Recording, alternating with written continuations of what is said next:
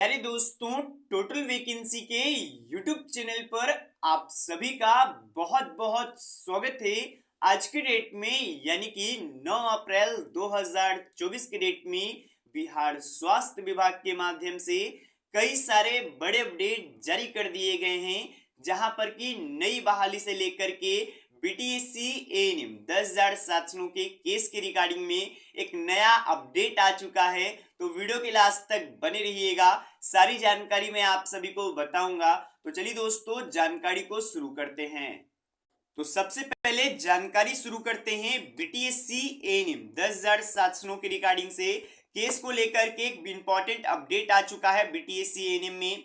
जैसा कि आप लोगों को पता होगा, 2 अप्रैल को जो सुनवाई हुआ था सरकार और जो संविदा एएनएम के द्वारा एलपीएस सेकेंड बेंच पर ले गया है, उसका सुनवाई हुआ था और उसमें यह बताया गया था कि नेक्स्ट डेट दे दिया गया था, वो था 9 अप्रैल। तो 9 अप्रैल आज के डेट में है। तो यहाँ पर मैं आपको बताना चाहता हूँ, आज के डेट में इसका सुनवाई होने वाला है और आप लोग का सीरियल नंबर 2 पे रखा गया है। यानी कि आज की डेट में 90% चांस है आप लोगों का, 90 से भी ज्यादा परसेंट चांस है आप लोगों का कि आज के डेट में सुनवाई होगा और क्लियर हो जाएगा। एकदम साफ बात है, क्लियर हो जाएगा। यानी कि इसके बाद इसके बाद हियरिंग नहीं होगा और हो सकता है ये जो नतीजा आएगा उसको रिजर्व कर दिया जाएगा। पिछली बार जिस प्रकार से हुआ था सीडब्ल्यूजेसी में, तो वहां पर भी नतीजा को रिजर्व रखा गया। कुछ सप्ताह के अंदर में उसका भी नतीजा बाहर आया था। उसी प्रकार से इसमें भी होगा, क्योंकि देखिए अचानक से नतीजा दे देने पर बहुत सारे प्रदर्शन हो जाते हैं, बहुत सारे दिक्कतें होती हैं, इसी कारण से मामला रिजर्व में जाता है। जो भी सेंसिटिव मामला होता है, तो वहां पर आज की डेट में ज्यादातर चांस है कि ये आप लोग को गुड न्यूज देखने को मिल जाएगा कि अब सुनवाई नहीं होगी इस केस में। अब इसके बाद एक और मैं आपको अपडेट दे देना चाहता हूं दोस्तों। ये एक और केस है जो कि एएनएम के ही रिगार्डिंग में है, 269 यहाँ पर 2024। ये जो केस किया गया था, ये क्वालिफाइड स्टूडेंट्स के द्वारा किया गया था और ये स्टूडेंट्स के द्वारा किया गया था, इसी कारण इंपॉर्टेंट है। आपको पता होगा, जो मैंने पिछला यहाँ पर बताया उसमें यहाँ पर 3-4 केस को एक साथ का जजमेंट आज की डेट में आ जाएगा, लेकिन ये केस अलग है, इसको अलग ही रखा गया है क्योंकि ये स्टूडेंट्स के द्वारा किया गया था, जो क्वालिफाइड स्टूडेंट्स हैं उनके द्वारा। तो इसका भी आज की डेट में आपको जजमेंट देखने को मिल सकता है और लगभग यहाँ पर भी 90% चांस है कि आज की डेट में जजमेंट आप लोग का आ जाएगा, क्योंकि यहाँ पर भी सीरियल नंबर 5 पे रखा गया है। तो इसका भी सुनवाई अच्छे खासे समय तक चलेगा और बहुत ही अच्छे ढंग से आप लोग का सुनवाई किया जाएगा। मैं एक चीज आपको बता देना चाहता हूं दोस्तों, देखिए ये जो केस है दोस्तों, इसका सबसे पहले तो जिस दिन लिसनिंग हुआ उसी दिन बहुत सारे स्टूडेंट्स कहते थे कि ये केस अब बंद हो चुका है, इसमें कोई जान नहीं रहा। मैं लगातार आपको बता रहा था कि अगर केस में कोई नेक्स्ट डेट नहीं दिया गया है तो इसका मतलब ये नहीं है कि केस बंद हो चुका है। जब तक डिस्क्लोज नहीं होता है तब तक केस बंद नहीं होता है, और वही हुआ। आज की डेट में अचानक से इसका डेट आया और लिसनिंग भी आपको 5 नंबर पे देखने को मिल गया। तो गुड न्यूज आप सभी के लिए दोस्तों। मिलते दोस्तों, अब देखिए दूसरे अपडेट पे चलते हैं। अब अगला अपडेट में बताने वाला हूं, नई बहाली को लेकर के नीतीश कुमार के माध्यम से एक बड़ा ऐलान आ चुका है। सबसे पहले आप ये वीडियो क्लिप देखिए। 2020 में हम लोगों ने तय किया कि 10 लाख लोगों को सरकारी नौकरी देंगे और 10 लाख को सरकारी रोजगार देंगे।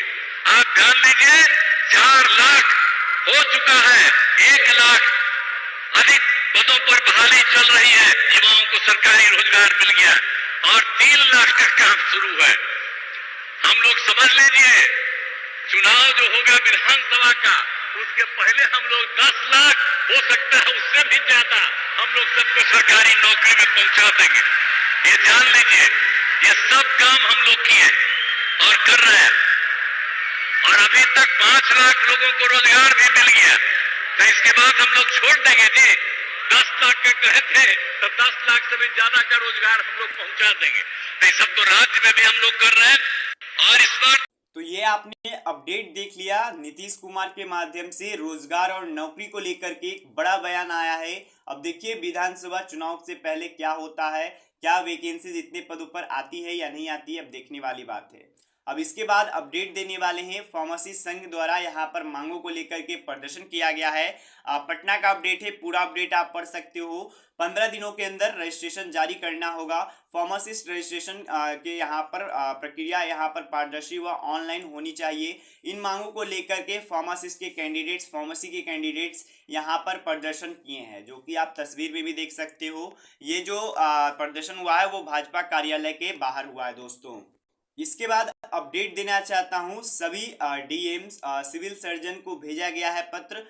वेटिंग के दिनों में यहाँ पर जो भी वोटिंग के दिन चलेंगे उसमें डॉक्टर और कर्मचारियों को अवकाश रद्द कर दिया गया है। यानी कि जो भी चिकित्सक हैं, जो भी नर्सेज हैं, जो भी यहाँ पर टेक्नीशियंस हैं जो कि स्वास्थ्य विभाग में काम कर रहे हैं, उन लोगों का अवकाश रद्द कर दिया गया है। अब ये क्यों किया गया है, तो क्योंकि वोटिंग के समय में बहुत सारी दिक्कतें आ जाती है। सबसे पहले तो बहुत सारे अचानक से कोई मरीज आ जाता है तो उसमें दिक्कत हो जाता है, और ज़्यादातर इसमें सभी लोग हैं जो कि छुट्टी कर लेते हैं। तो ये सभी चीज़ों से बचने को लेकर के ये किया गया है, जहाँ पर कि बिहार पुलिस भी अपने सभी एक तरीके से आप जो भी बिहार पुलिस है वो भी यहाँ पर लगातार लागू रहेगी इस प्रक्रिया के दौरान में।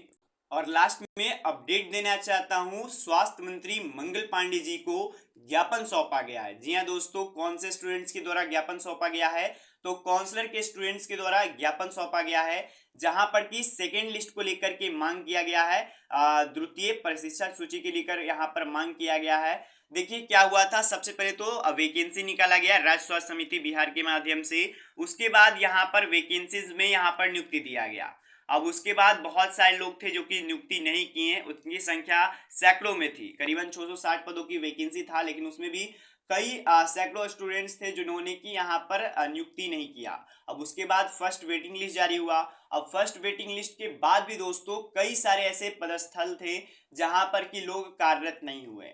तो यहाँ पर जो काउंसलर डॉक्यूमेंट वेरिफिकेशन कराए हुए हैं उन लोगों का यही मांग है कि सर हम द्वितीय प्रतिशत सूची जारी किया जाए, वेटिंग लिस्ट जारी किया जाए, जिससे कि उन लोगों को मौका दिया जाए और उन लोग भी यहाँ पर नियुक्ति करा पाए। अब इसी को लेकर के 50 काउंसलर मिलकर के यहाँ पर स्वास्थ्य मंत्री से मिले हैं, स्वास्थ्य मंत्री को ये ज्ञापन सौंपे हैं। स्वास्थ्य मंत्री के द्वारा यही बताया गया है कि ये ज्ञापन आपको विभागीय को भेज दिया गया है, जल्द ही इस पर कार्रवाई आपको देखने को मिलेगा। तो जैसे ही गुड न्यूज़ या फिर कोई भी जानकारी भर्ती के रिगार्डिंग में, कोई भी सूचना बीटीएससी एनएम 10,007 के रिगार्डिंग में आता है, सबसे पहले इस चैनल पर आपको बताया जाएगा। धन्यवाद दोस्तों, मिलते हैं।